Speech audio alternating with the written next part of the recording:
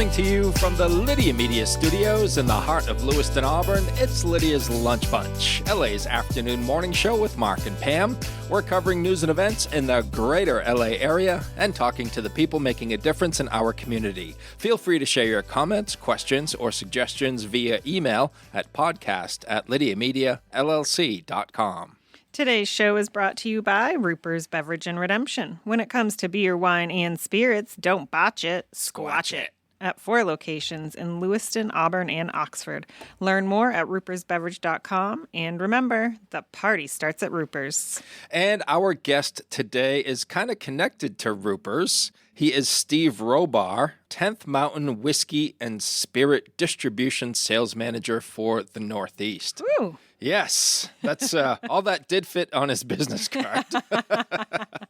So Steve came in last week. This is a recorded interview that Pam and I are going to be playing for you. Steve came in last week, and safe to say he came prepared. He sure did.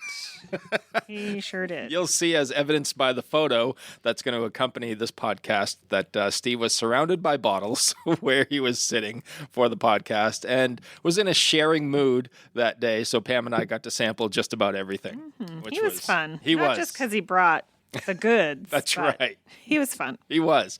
And very good at his job. Mm-hmm. And the product is exceptional, I think. I agree. You'll hear during the podcast that we got on that train. We did. Absolutely. So Steve's interview is coming up in just a bit. But before we get there, let's take a look at some headlines for Monday, July 13th.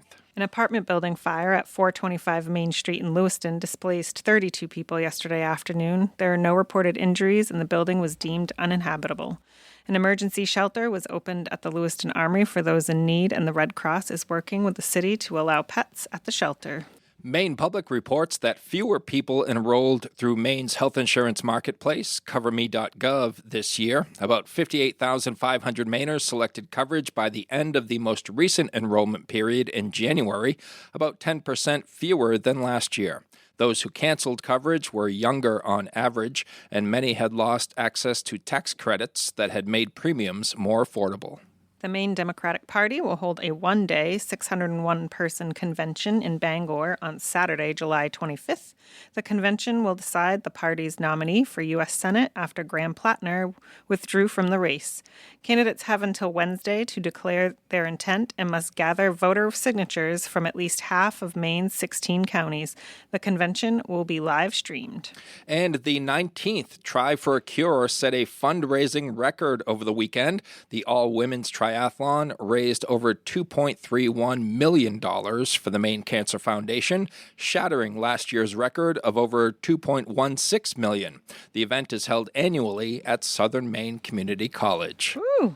Now it's time for the weather. Rain or shine, it's all okay. Grab your uke and start the day. You don't need perfect skies above. Hey, just a song and a little love. Mostly sunny today. We have a high of 86 and a low of 55. Cloudy tomorrow with a high of 92 and a low of 66. Sunny on Wednesday with a high of 84 and a low of 65. In sports, with their winning streak in jeopardy, the Red Sox scored 2 runs in the top of the 9th, and Anthony Sigler hit a sacrifice fly in the top of the 10th for a 3-2 win over the New York Mets. Woo! Pam, this is a team of destiny. Yeah? I'm not even sure if I believe it. They started off a little rough. They did. They're doing well now. The Sox enter the All-Star break as the hottest team in baseball with a 9-game winning streak. The Red Sox? Our Red Sox. Whoa. Yes. It's crazy. They have turned it around in a big way, and we'll have to see if they can keep it up. Their next game is on Friday. They'll play a doubleheader on Friday against Tampa Bay. But they have a little bit of a break. They do. Yep. Not that they need it. I mean, I know. You won 9 in a row. You want to keep going. Keep going. That's right. That is your news, weather, and sports. And right now it's time for the podcast segment that is Sweeping the Twin Cities. It's time for famous people birthdays. They're famous. It's their birthdays. It's famous people birthdays. It's famous people birthdays. Let's take a look at FPBs for July the 13th, shall we? Sure. Sure. All right. We're going to start off with Spud Webb. I loved Spud Webb Isn't he growing great? up. Yeah, it gave everybody hope. Yes, he sure did. Spud is 63 years old today. He is a former NBA star who won the 1986 slam dunk contest at the height of 5'7". Crazy. And I think even that may have been a little generous.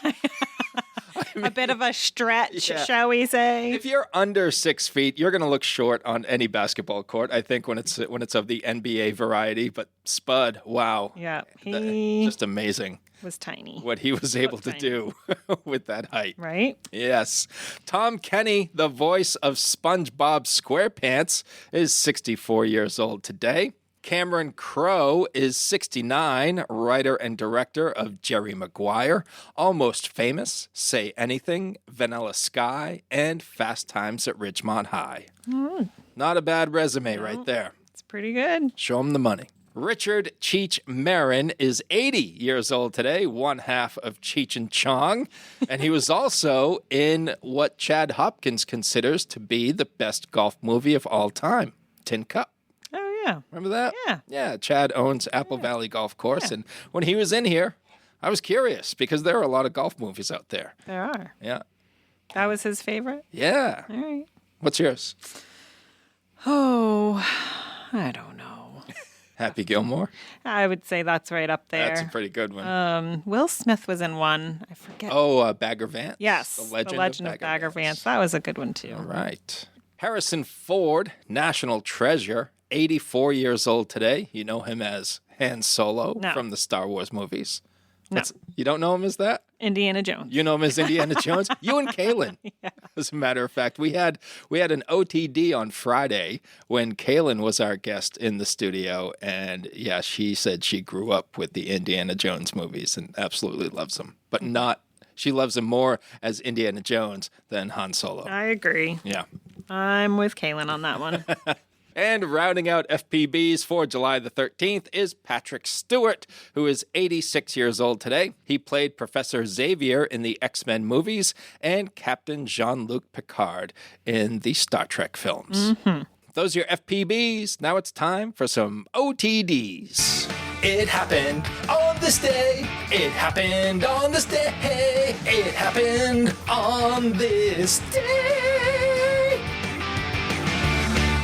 Alrighty, 32 years ago in 1994, Tanya Harding's ex-husband, Jeff Gillooly, was sentenced in Portland, Oregon to 2 years in prison for his role in the attack on Nancy Kerrigan. He only served 6 months. Man, what a time to be alive. Everybody was watching the story around that. Yes. 1994. Remember it well. Nancy and Tanya saga. 36 years ago in 1990, Ghost, starring Demi Moore, Patrick Swayze, and Whoopi Goldberg, was released.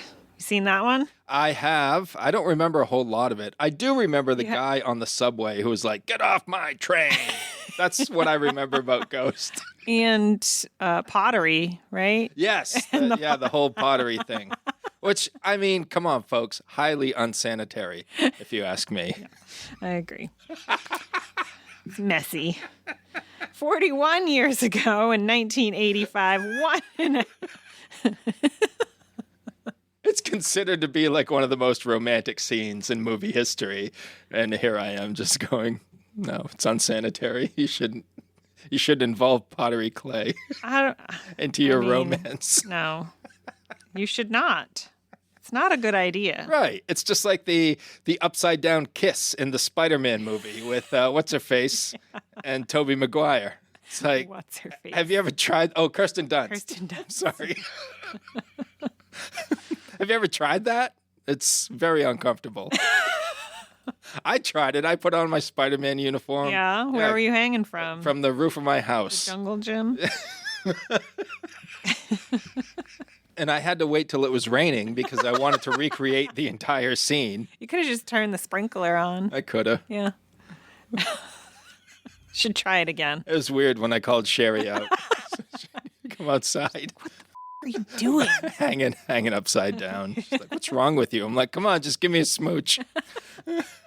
41 years ago in 1985, 1.5 billion people either watched or listened to Live Aid, an international rock concert in London, Philadelphia, Moscow, and Sydney, raising $100 million for Ethiopia's starving people. Wasn't that organized by Bob Geldof? I believe it was. Yes, it was. U2, Elton John, Madonna, Paul McCartney, Bob Dylan, Led Zeppelin, Queen, David Bowie. No wonder why so many people watched. Yeah. 66 years ago in 1960, Massachusetts, Senator John F. Kennedy won the Democratic presidential nomination. 87 years ago in 1939, Frank Sinatra made his first record, singing From the Bottom of My Heart in Melancholy Mood with the Harry James Orchestra. Oh, Blue Eyes. Oh, Blue Eyes. 189 years ago in 1837, Queen Victoria became the first monarch to live in Buckingham Palace. The royal family has never liked living there. George V tried to sell it to a hotel chain. George VI called it an icebox, and Queen Elizabeth said it's a house where you need a bicycle. What hotel chains were around back then? I don't know. Right? That's a great question. Get the folks from Super 8 on the phone. I hate this place. Those are your FPBs and OTDs for July the 13th. Whether you want a sit-down meal or a grab-and-go, Pat's Pizza in Auburn offers delicious sandwiches, pasta, salads, and pizza at family-friendly prices. Pat's Pizza, serving the L.A. area since 1985. Open daily from 11 a.m. to 9 p.m. at 85 Center Street in Auburn. Online at patsauburn.com. Looking for a vehicle, but don't love the car shopping experience? At K&R Auto Sales on Center Street in Auburn, Frankie Campbell is known as your friend in the car business. That means no pressure, honest conversations, and helping you find the right vehicle for your budget and your life. Stop by K&R Auto Sales today and see how easy buying a car can feel when you've got a friend on your side. As promised, we are joined in studio by Steve Robar, Distribution and Sales Manager for 10th Mountain Whiskey and Spirit Company, Northeast. How are you, Steve? I'm excellent. Thank you for having me. Absolutely. You came prepared, my friend. I got a few bottles. You are surrounded by whiskey bottles. I got a few bottles. Okay. Just by introducing our guests, our listeners can just take a wild guess at what will be happening at this podcast. That's right. And how we'll be sounding by the end of it, I think. We call it education. Yeah. So, Steve, first of all, tell us what you do for 10th Mountain Whiskey and Spirit Company. Yeah, I'm responsible for the northeast portion of the country. You know, we're talking from Rhode Island all the way up to Maine, and then I'm also responsible for upstate New York. We need to have some sort of representation up there because that's actually where Fort Drum is and the 10th Mountain Spirit Division is right now. So we're trying to make sure that we're able to kind of cultivate that, and it's difficult when you don't have anybody there. So, Gotcha. So that's what we're doing there. All right. And how did you get into this line of work? Geez, I tell you, it's been a long time. I mean, I think I've been in the business for over 30 years. I started with Gallo Wine going back some years ago in New Jersey, and then worked for Bronco Wine Company, which is another big company, and then Moet Hennessy. I worked with them for a while too, and as you can see, I had a lot of corporate experience, and boy, am I glad to get out of that. So I work with a company here that literally is family run. You know, Ryan Thompson is the owner, and you know, he's just a great guy, and the people that he hires. What's funny is he actually has three people that are from Massachusetts that works for him. So obviously there's some sort of trend there. So, but that's good. It's a good thing. They just out of the blue, I was working with another company. I stepped out for a little while because the company I was working for didn't fold, but they decided to just do business in their particular market. So I was on the outside looking in, and I just had a buddy from Missouri call me and said, "Listen, these guys would be a pretty good fit for you," you know. And he told them, you know, listen, when you meet the guy and he says he's in, stop looking. You know, so I was excited about that. And the rest is history. I've been with them for about a year and change. And, you know, we're making a difference. You know, it's a bottle at a time. Yeah. We don't do an awful lot of advertising, but we certainly do have, the USA, the military, all that stuff somewhat behind us with the 10th Mountain, named after the 10th Mountain Division in the U.S. Army. What's interesting is 1985 was when they were reinstated. They were in Colorado, but when they were reinstated, they're upstate New York now in Fort Drum. Kind of the rest is history with as far as our development and all that stuff. We're pretty excited right now. We're excited about what we do. We get a bunch of accolades, which is pretty cool. We bottle everything by hand. Everybody thinks that's cool. Yeah, it is cool. And you are here on behalf of Roopers Beverage and Redemption. I am. Actually, I love working with those guys. I don't spend a lot of time in Maine just because of the nature of the business. They do have, outlets throughout the state that handle delivering to the on-premise as well as handling their own. And Roopers is just the nicest group, man. Yeah. I really, can't go at wrong all with any of level, them, I love dealing with them. And when I spend time up in Maine, I spend time with those guys. Yeah. Yeah. But that's where I'm at. Yeah. Yeah, we are right with you there on your assessment of Roopers. Pam and I are big fans. They are sponsors of this show and have been, I think, since just about day one. Yeah. And every Friday on this show, Steve, Jen Grace, who does marketing over at Roopers, provides us with a tasty beverage to sample right here on this show. Okay. And on this show is the first time I ever sampled bourbon. Could be an acquired taste. If you can believe that. It could be an acquired taste. He enjoyed it. Yes. He did. Nice. It was also Angel's Envy. I'm not going to hold that against you. Okay. Fair enough. But up until then, I have been nothing but like a beer and cider guy. And every now and again, I'll have a glass of wine with my wife, but never got into the whiskeys and the gins and the tequilas and all that until I started working with Pam. Okay. And what I'm going to do is work hard at breaking that trend. That comment could go either way. It's Right. either because we do tasting tales or he wants to drink because he works for me. I don't know. I'm not sure. We'll leave it to the imagination. Either or.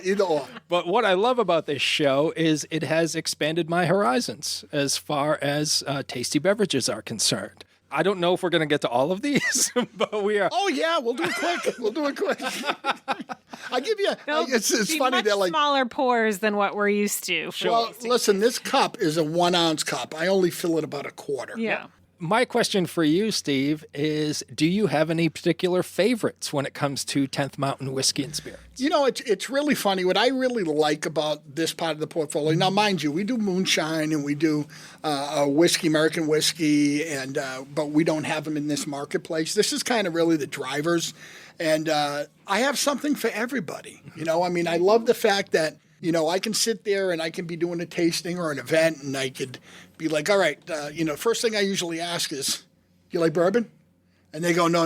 I go, how about vodka? I get an unbelievable vodka here. Yeah. And they'll go, nah, I don't really like that either. Peaches. You got to love peaches.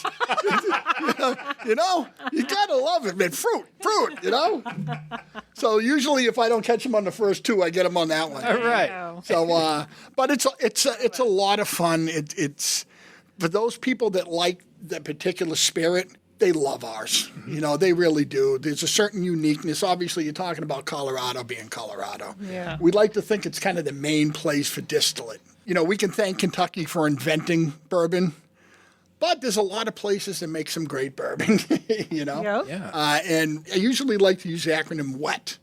WET is, it's the water. The water is second to none, right? Coors has been saying it for 40 years, right? And what they say is they're like, smoothest water, purest water you can get. Well, it makes sense. It snows 7 months out of the year, right? And then what does it do? It runs down through limestone as it's coming down off the peak. So, how can you get any water any clearer? And the great news is it's in everything that we do. The other part is the elevation. Yeah. Our distillery is at 6,200 feet. Oh, wow. That's pretty high. I don't think there's an elevation in Maine that high, think is there? so. No. So that is really kind of I would say an advantage, right? Because it helps with vegetation, it helps with aging. And then the third is the temperature influx. So what we get, and we get it here later on in the year, so you're going to get cooler nights, warmer days, which is great for vegetation, right? We get it in Colorado during the prime growing season, not after the growing season. So it really does help everything just kind of grow. And we're excited about that. That's the reason why he built the distillery Yeah, right next makes to sense. right next to Camp Hale, which is the original site for the 10th Mountain Division, and that's where the name kind of comes from. And I'm looking love at that all story. these awards that you guys have won for bourbon, rye, potato vodka. Oh, that is the purest, cleanest vodka. I'm you will excited. ever I'm a vodka girl. Uh-oh. Oh, you're a 10th Mountain girl now. All right. That's what's going to happen. Brandy, cordial, single malt whiskey, and moonshine. Yeah, we awards for all of those. Yeah, we don't have those here yet. Yeah, no. I'm just trying to build up a little bit of critical mass with the other ones so I can, so we don't have to order so much of it to get it into the marketplace, We can kind of grow it that way. But what you guys do is won awards for a lot of it. Yeah. Love it. Yeah. We got a master distiller, Sean. He's it's a funny story, right? So Sean is Ryan's buddy, right? And Ryan's the owner of the company, right? And so Ryan says to Sean, listen to me. He goes, there's some property open up right next to Camp Hale. And I'm going to purchase it, and I want to put it in a distillery, And Sean's like, whoa, dude, that's awesome. What a great idea, He goes, who's going to be your distiller? And Ryan looks at him and goes, you are. Right? So Sean's like, whoa, wait a minute. He goes, we'll figure it out. And they have figured it out. It's kind of a good, here, let me give you a little taste of the vodka. All right, vodka. We might as well get the show going. It's past noon, right? We're good. It is. In here, it doesn't really matter, though. On Fridays, we're drinking at 7:30 a.m. That's it, man. You gotta set it in motion as early as you can. So let me tell you about this vodka and why it's so great, right? Smooth, right? Smooth. So first of all, it's potato vodka, right? Yep. I love to say, I've had people ask me, hey, how come the Russians drink their vodka straight? And I go, it's because they drink potato vodka, right? Yeah. So what we do is Colorado's actually the third largest producer of potatoes in the country. They're behind Idaho, Wisconsin, and then Colorado. We use russet potatoes. And one of the questions I asked Sean, which I thought was a reasonable question, was, how many times you distill it? It's a reasonable question, right? Yeah. You get it written all over the bottles everywhere, right? Can you, before you go any further, can you explain what distill means for our listeners like me who may not be that educated? So what they do basically is they put it in somewhat of a vat, right? And what they're able to do is they're able to take the mash bill and then just kind of boil it down. You know what I mean? Okay. So you're going to get, what we use in that is strictly potatoes.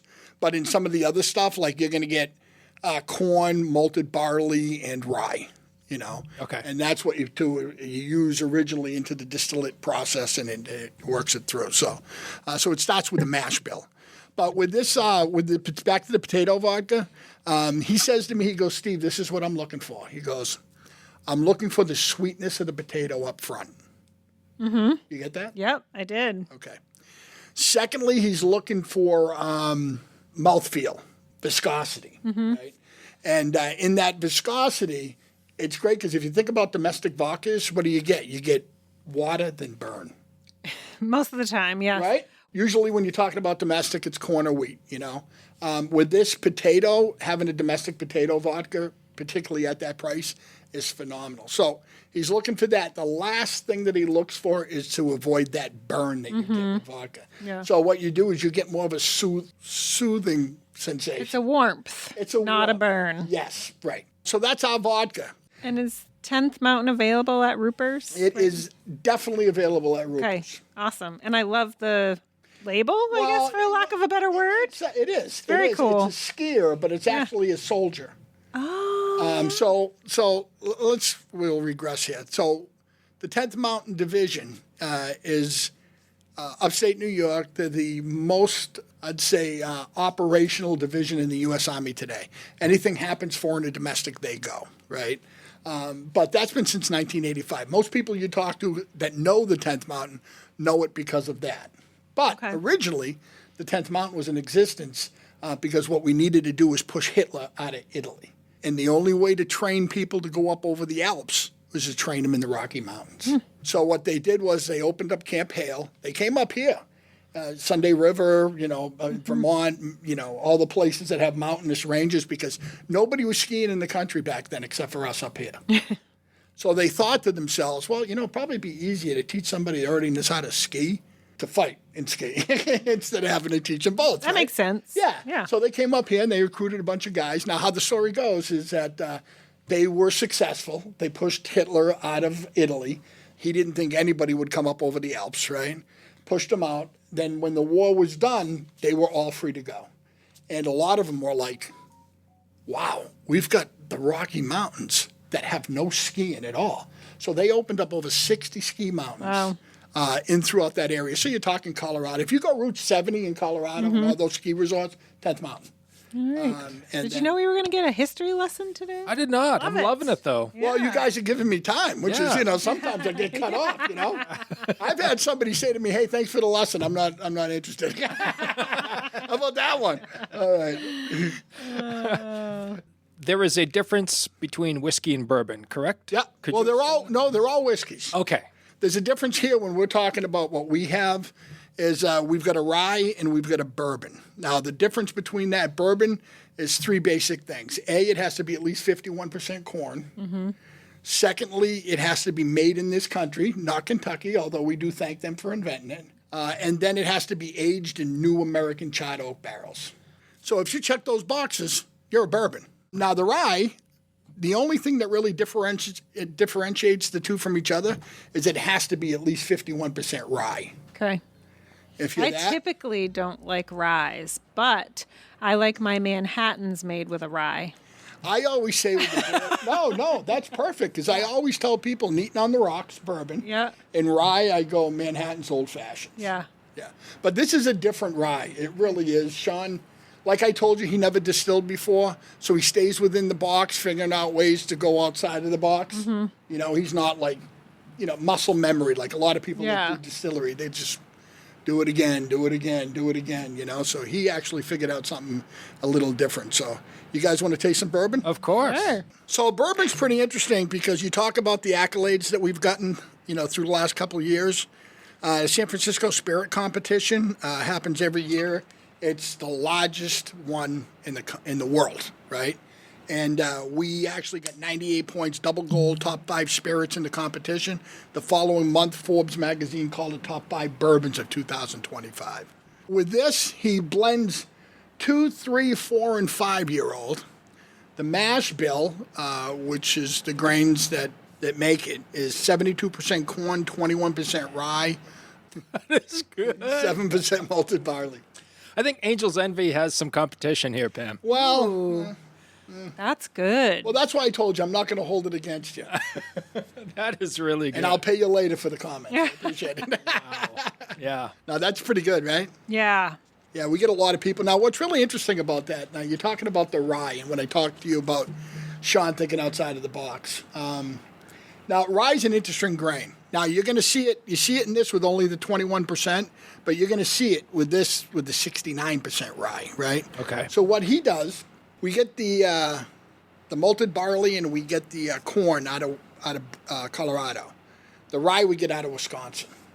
And the reason being is a couple of reasons. A, when you harvest rye, literally it starts drying instantaneously, and it dries fast. And if we were at 6,200 feet, think about how fast it would dry, right? Yeah.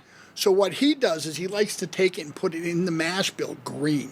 Now, what you're going to get is you're going to get the rye component, you're going to get that, but you're not going to get the spiciness that comes with the dryness, right? And then there's a little bit of moisture that's still in it by putting it in green, and that's a sweetness that you can't get from the corn that makes it totally unique. Really? I'm learning so much today. Right? And Pam's been in the biz, too. Still learning.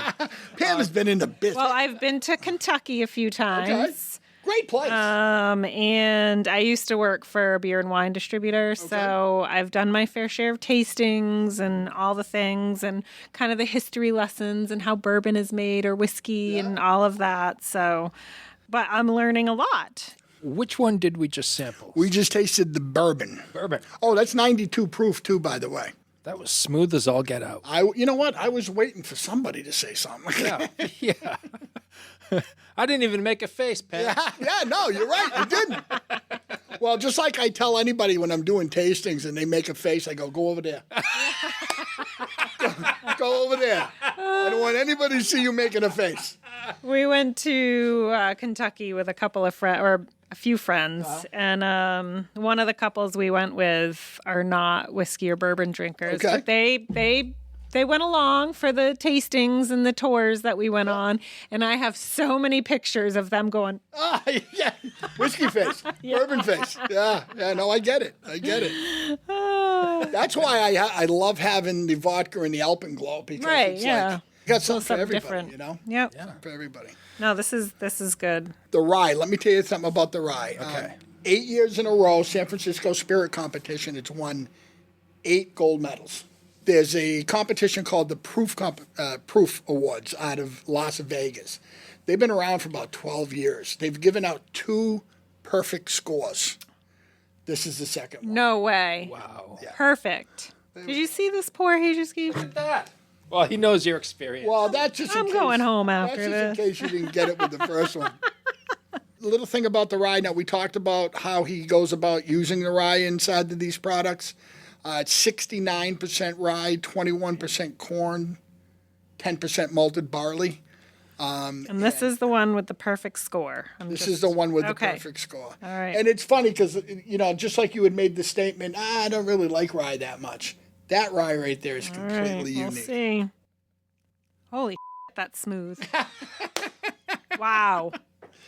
Yeah, that's a special one for sure. Wow. But they're all special, in their own way. It's a lot of fun representing this. It is. I will like the palette of it, the flavor palette of it still isn't like my favorite, Right. but it is so smooth that Well, this is like something I definitely would drink.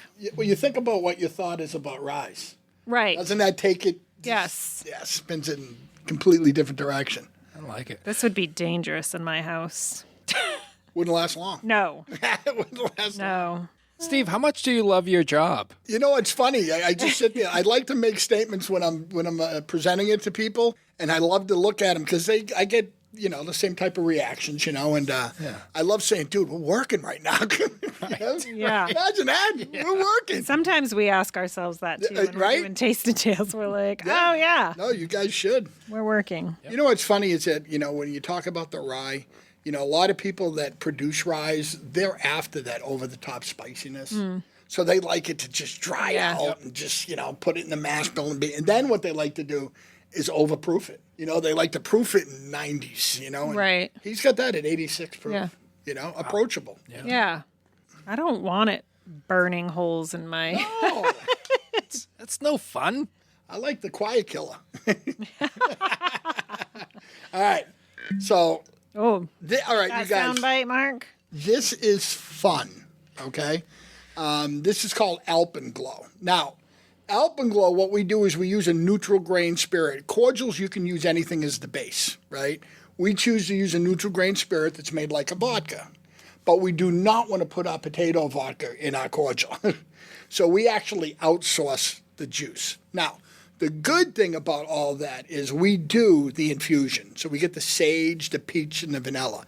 Sage is right from Colorado. I don't know if you said you've been to Colorado or you haven't. You're going. No, I've been a handful of times. My brother and my cousin live out there, and I've been a handful of times. So the sage just grows wild, crazy. There's not an animal that likes it. They don't like the texture. They don't like the smell of it. So it just grows, right? That's why I say if you're going to be building a garden here, plant sage around the outside. It'll keep the animals out. Interesting. Yeah. And then, interesting. I get them from both of you, too. That means something. All right. So, and then the peaches are actually grown in the northern slope of the Rocky Mountains. They're called Palisade peaches. If you ask anybody from Colorado, they swear they're the only peaches that are out there, All right. But they're great. They're sweeter. And the sage, what that does is it kind of combats that sweetness, You don't really pick it up. Some people pick it up in the taste. Some people pick it up in the nose. I get it in the nose, But it's... I'm excited to try this. I like this. Transform your cocktails, elevate after-dinner drinks, reinvent milkshakes, or even drizzle it over ice cream for a delightful twist. Ooh. Right? So what I say Good is idea. you can drink it with Prosecco, margarita, seltzer, spritzer, pineapple juice, orange juice, cocoa, coffee, ice cream. Not necessarily in that order. Or all at the same time. But I say that, listen, I had somebody say that too. No, what's really neat about that is you can start your day with it in your coffee and end it with it in your ice cream. Yeah, I get it on the nose. It smells the sage? Oh, that smells great. That's liquid candy. It's Wow. still, yeah, and of course you can drink it by itself on the rocks. So many different ways to consume that. Wow. We're actually right now at Fishbone. We got a specialty cocktail they've got on their list. What kind of comments do you get from this one? Oh my! You know, this is funny, right? Because I get the bourbon and the rye people saying, "Yeah, no, I'm good. I'm going to pass on that." You know, and the vodka people will try it. You know, but what I love is the responses that you get from the bourbon and the rye people because they're like, "Oh my goodness!" They go, "It's a little sweet for me." I go, "That's why you cut it with seltzer or spritzer." Yeah. You know, he goes, "But that is killer." And I go, "Listen to me. If you bring that home, your wife is going to appreciate it." Too. So this is the Alpenglow that we just tried. The Alpenglow. Yeah, now listen. You writing that down, Mark? Yes. So Alpenglow.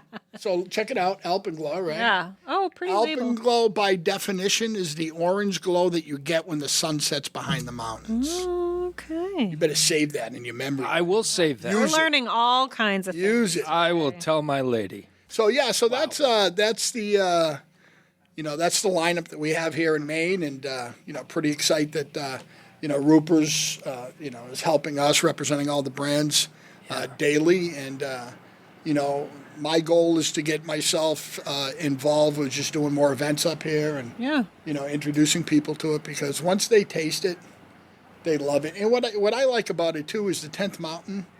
If anybody's been in the military at any capacity, serving with any one of the whether it be Navy or any of those Marines, they know the 10th Mountain Division.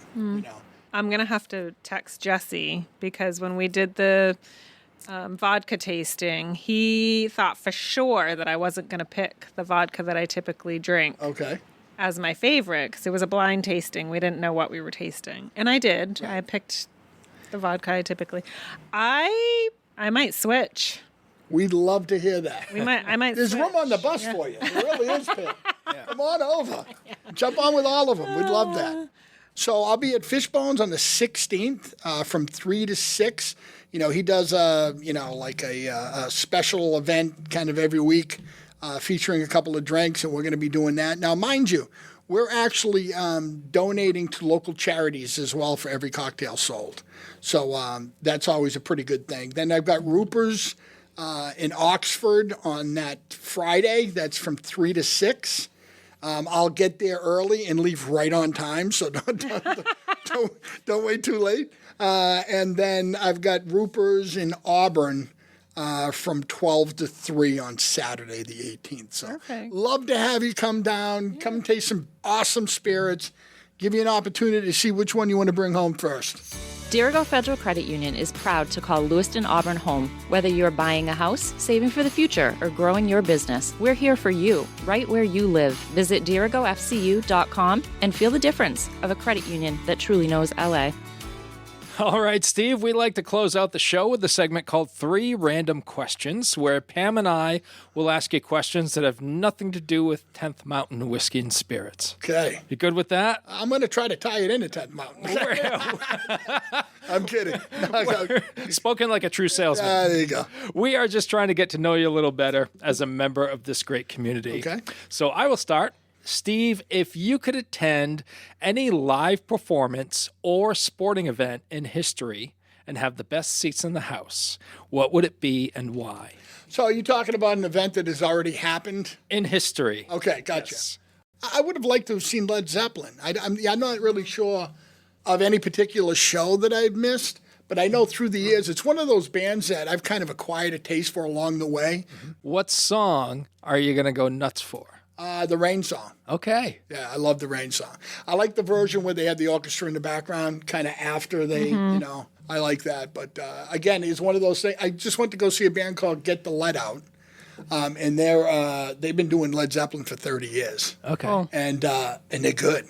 All right. I mean, they need 6 musicians to do what Zeppelin did. Right. Yeah. You know what I mean? Yeah. But it was good. I really enjoyed that. So. All right. If you didn't have to sleep, Steve, what would you do with all that extra time? And some people only sleep 3 or 4 hours a night, so I don't know how much more time you got, but... Yeah. I don't do a lot of sleeping. I'm not really sure. It's almost... I think about it often. I'm like, you know what? I kind of like the way my life is. I don't know if there's anything that I feel like I miss. I go to a lot of football games. Fall is interesting for me because Saturdays I'm booked. I played at the University of Massachusetts, so I go to a lot of those games. Oh, nice, yeah. And then I pick a place to go to see the Pats somewhere and then all that. But if I had free time daily, what would I do? I'd probably do all the administrative work that I'm not very good at doing. Catch up on all the stuff you don't want. Yeah, that probably would be it. All right. And final question for you, Steve. Putting your professional skills aside, what could you teach someone to do today with 100% certainty? It's so funny. I do so little outside of that, but I do a lot of specific things. Obviously, I've been involved with sports forever, and I think it'd probably be coaching of some sort. And it would be coaching probably technique, defensive line, offensive line technique, because that's kind of how I've always... I'm the guy that loves to go to the Patriots practices. Yep. So I can see the drills. You're watching. You know what I mean? I like to watch the drills. Yep. I got a buddy of mine. He was a referee.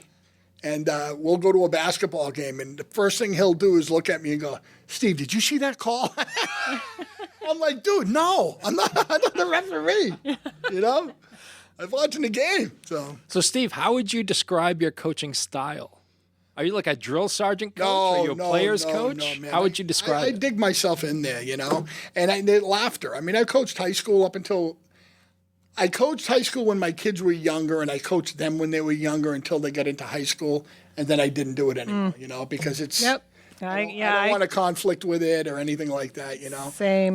But it's always about laughter. It's always about, having fun doing what you do, and then, making sure I make a big deal out of the progression. Right. I don't want them to be perfect, but I just want them to...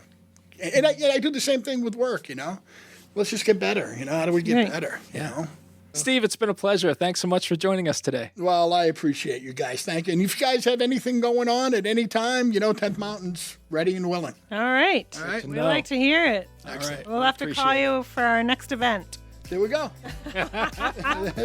Thanks to Roopers Beverage and Redemption for sponsoring today's episode. And if you'd like to be part of the Lydia's Lunch Bunch advertising family, reach out to Pam Ashby via email at pam@lydiamediallc.com.